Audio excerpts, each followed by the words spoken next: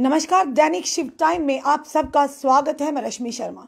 दर्शकों, जब भी कोई जानकारी हमारे सामने आती या हमारे पास पहुंचती है, हम तुरंत अपने व्यूअर के समक्ष उन जानकारियों को शेयर करते हैं, उनके समक्ष लाते हैं। अभी तक की फिलहाल बड़ी खबर बताएंगे और उसके बाद बड़ी खबर के बाद आपको मौसम का हालचाल भी बताएंगे और अपनी जनता को अवगत भी करवाएंगे कि इस समय नेशनल हाईवे की तरफ रुख ना करें। फिलहाल अभी तक की जो बड़ी खबर है, एक ट्वीट आता है महबूबा मुफ्ती जी का, जो पूर्व मुख्यमंत्री जम्मू कश्मीर की रह चुकी हैं। उनका ये ट्वीट आता है, ध्यान से सुनिए, कि कोविड-19 restrictions apply only to PDP, not to BJP's protest in Kashmir yesterday. PM's rally in Punjab are the mass pujas attended by hundreds of people to pray for his safety, talks volumes about J&K administration brazen bias against my party। यानी साफ तौर पर जहां पर एक महबूबा मुफ्ती जी अपने बयानों को लेकर लगातार सुर्खियों में रहती हैं, हमेशा सवालों के कटघरे में केंद्र सरकार या भाजपा उन्हें घेरे रखती, वहीं दूसरी तरफ ये एक बड़ा बयान आना, यानी कि ट्विटर के माध्यम से, उनके ट्विटर हैंडल से ट्वीट किया गया कि बीजेपी चाहे रैलीज निकाले, चाहे प्रधानमंत्री जी की उनकी यानी खैरियत के लिए बड़ी बड़ी पूजा करे, चाहे उसमें सैकड़ों के हिसाब से लोग उसको अटेंड करें, उनके ऊपर कोई कार्रवाई नहीं, यानी कि कोई भी प्रोटोकॉल फॉलो करे या ना करे, क्योंकि भाजपा के ऊपर कोई भी इस तरह की ना ही एफआईआर लगी, ना ही उन पर कार्रवाई। वहीं दूसरी तरफ कल यानी कि जिस तरह से बताना चाहेंगे, पूर्व मुख्यमंत्री जो कि मुफ्ती मोहम्मद सईद जी की छठी जो कि डेथ एनिवर्सरी थी, उसी के चलते बिजपैरा में रैली, जो कि उसी के चलते 10 जो पीडीपी के नेता हैं उनको उनके ऊपर एफआईआर लगाई गई। और एफआईआर क्यों लगाई गई? इसलिए लगाई गई कि उन्होंने कोविड के प्रोटोकॉल को तोड़ा है। उसी के चलते जो कि 10 नेता पीडीपी के, उन पर एफआईआर लगाई गई है। वाज़ेह तौर पर वाज़ेह भी है कि अगर कोई भी प्रोटोकॉल तोड़ता है, कोविड अप्रोप्रिएट बिहेवियर को नहीं अपनाता, तो एफआईआर भी लगनी चाहिए, उन पर एक्शन भी होना चाहिए। अब सवाल बड़ा यह है कि महबूबा मुफ्ती जी ने कहीं ना कहीं भाजपा को कटघरे में खड़ा कर दिया है कि आखिर ये दोहरा मापदंड क्यों?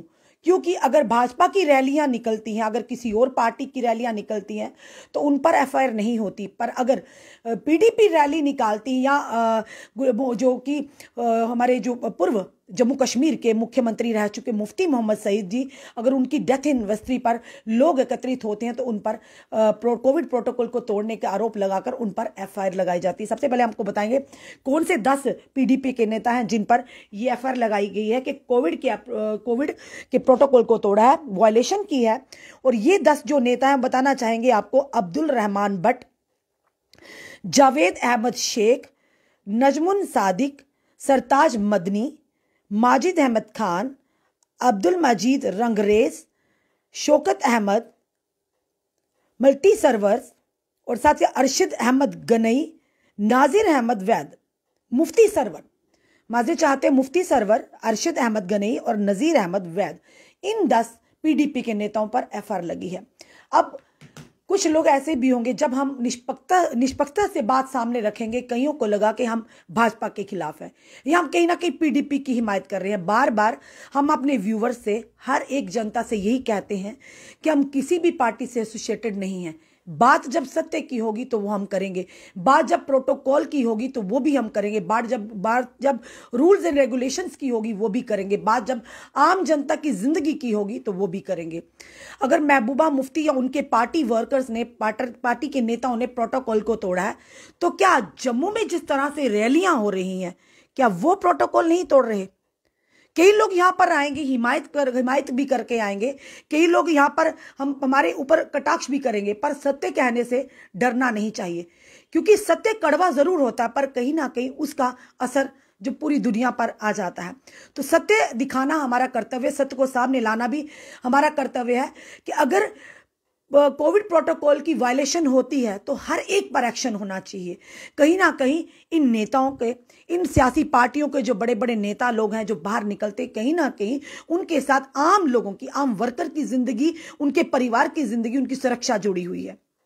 तो अगर महबूबा मुफ्ती या उनके पार्टी वर्कर्स के ऊपर एफआईआर हो रही है या हुई है एफआईआर, कहीं ना कहीं उन्होंने ये भी कहा कि जेके एडमिनिस्ट्रेशन 22 तरीके से पीडीपी को पर एक्शन ले रही है, यानी एक ही पार्टी को कहीं ना कहीं उनका बात मानकर पीडीपी को लगातार कटघरे में खड़ा कर रही है, जिस तरह से उनके 10 नेताओं पर एफआईआर लगी। अब उन्होंने ये भी कहा कि शायद चाहे बीजेपी रैलीज निकाले या फिर प्रधानमंत्री जी की सुरक्षा के लिए बड़े बड़े हवन करे या पूजा पाठ करे, वहां पे चाहे सैकड़ों के हजारों लोगों की शिरकत हो, उन पर कोई एफआईआर नहीं होती, उन पर कोई भी किसी भी तरह का प्रोटोकॉल को वायलेशन करने का कोई भी इल्जाम नहीं होता।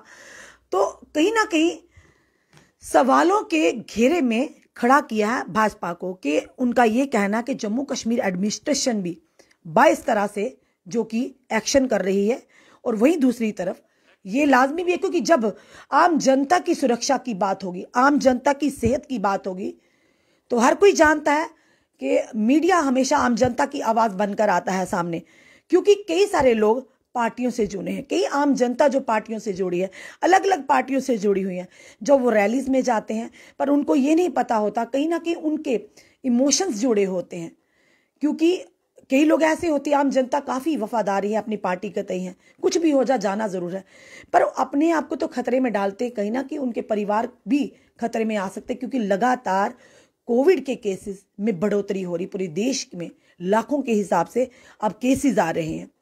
तो हमारा यही कर्तव्य है सच को लाना, और जिस तरह से बार बार यही कहा जा रहा है कि बीजेपी अगर वो लोग रैलीज निकालते हैं, वो लोग प्रोटोकॉल को फॉलो नहीं करते हैं, एक सवालिया निशान खड़ा कर दिया।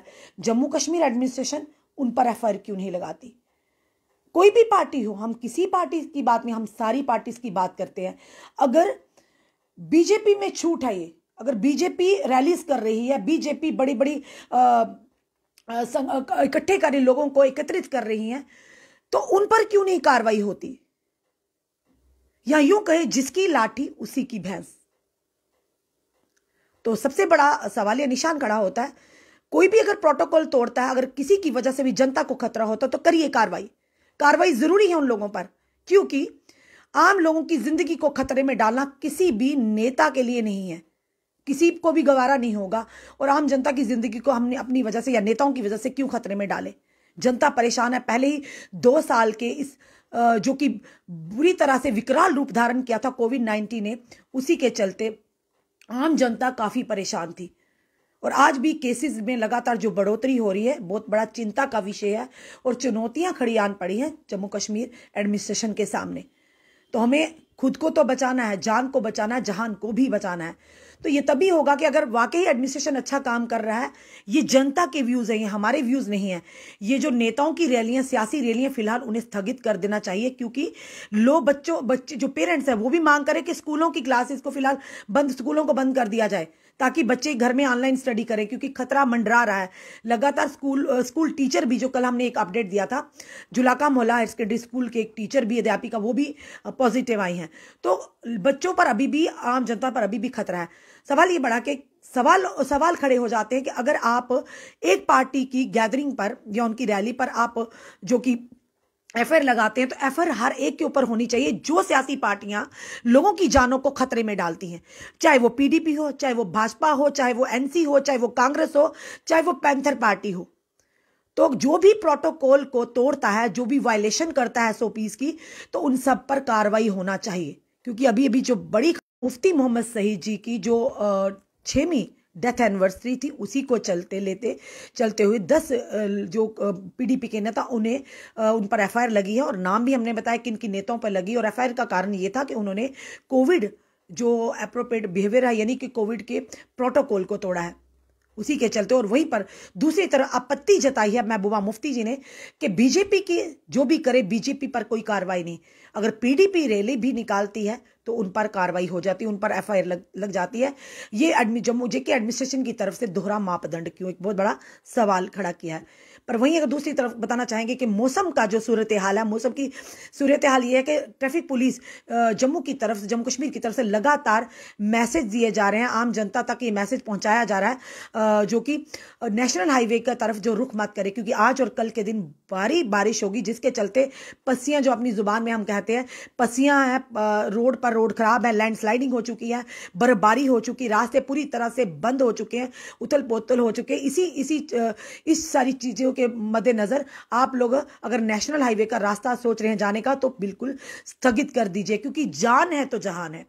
जान रहेगी तो आप फिर भी बाद में भी जा सकते हैं जब मौसम ठीक होगा और ट्रैफिक पुलिस की तरफ से क्लियरेंस मिलेगी। फिलहाल अगर आप निकलते हैं तो कहीं ना कहीं मुसीबत और खतरे में पड़ सकते हैं, जिस तरह से रोड्स ब्लॉक हो चुके हैं। और वैसे भी आपको जम्मू कश्मीर पुलिस साथ ही साथ कहेंगे जो ट्रैफिक पुलिस आगे जाने की अनुमति नहीं देगी। फिलहाल ये जो नेशनल हाईवे का बड़ा अपडेट है वेदर को लेकर, और आज सुबह से बल्कि रात से हम कहें लगातार मूसलाधार और तेज बारिश ने लगातार तूल पकड़ी हुई है। उसी के चलते आज भी बारिश का है और कल भी बताया कि बारिश है, और 2 दिन फिलहाल नेशनल हाईवे को खुलने की कोई भी आशंका नहीं है और ना ही कोई अपडेट है।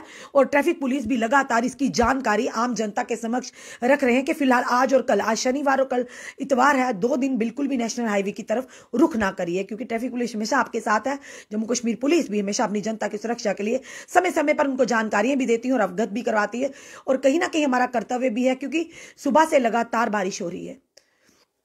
और जिस तरह से आप अपने परिवार में आज बैठे हैं, मौसम है, ठंड का मौसम है, बैठिए, गरम गरम चाय की चुस्कियां लीजिए, चाय पकौड़े खाइए और थोड़ा सा समय अपने परिवार के साथ भी बिताए, क्योंकि बाहर निकलना मुश्किल तो है और कहीं ना कहीं परेशानी में भी आपको डाल सकता है। और इसीलिए जो भी लोग इस समय नेशनल हाईवे का अगर रुख करना चाहते हैं तो उनसे निवेदन है कि फिलहाल आप अपने घरों के अंदर रहिए। कल का दिन, आज और कल का दिन, अगर मंडे को मौसम ठीक रहा तो आप मौसम विभाग की तरफ से, यहाँ ट्रैफिक पुलिस की तरफ से जो भी हमारे पास वेदर अपडेट आएगा हम तुरंत अपनी जनता तक लाएंगे, अपने व्यूअर्स तक लाएंगे। आपको ये वीडियो कैसा लगा अपने कमेंट जरूर कमेंट बॉक्स में दीजिए और इस वीडियो को जितना हो सके शेयर कीजिए। जुड़े रहिए ऐसे ही हमारे साथ अगले अपडेट के लिए। जय हिंद, जय भारत।